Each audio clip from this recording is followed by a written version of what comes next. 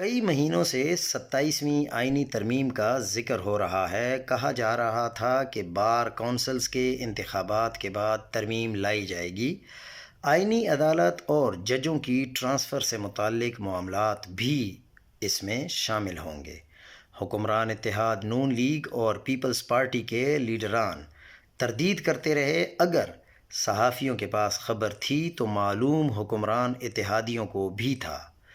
آئین پاکستان میں اتنی بڑی تبدیلی کی تیاری ہے۔ ملک کا عدالتی نظام بڑے پیمانے پر بدلا جا رہا ہے۔ نئی عدالت لانے کی خواہش ہے۔ یہ ترمیم براہ راست پارلیمنٹ کو متاثر کرے گی۔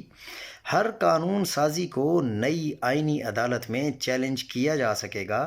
کل اگر پارلیمنٹ 2/3 اکثریت سے بھی 27ویں ترمیم کو ختم کرتی ہے تو معاملہ بظاہر اسی آئینی عدالت کے سامنے جائے گا جو اس آئینی ترمیم کا پروڈکٹ ہوگی۔ جیسے 26ویں آئینی ترمیم کے خلاف معاملہ آئینی بینچ کے سامنے گیا ہے جو خود اس ترمیم کے نتیجے میں بنا، لیکن اتنے اہم معاملے پر خاموشی اختیار کی گئی۔ پارلیمنٹ میں معاملہ نہیں اٹھایا گیا۔ اب اچانک ایک ایکس پوسٹ کے ذریعے یہ خبر دی گئی۔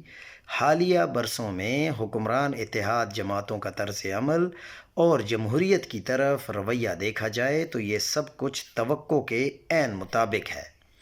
کچھ لوگ اتنے اہم معاملے پر ٹویٹ کے ذریعے قوم کو خبر سنانے کو بھی عظیم جمہوری رویہ قرار دے رہے ہیں اور اس میں بھی جمہوری عظمتیں ڈھونڈ رہے ہیں۔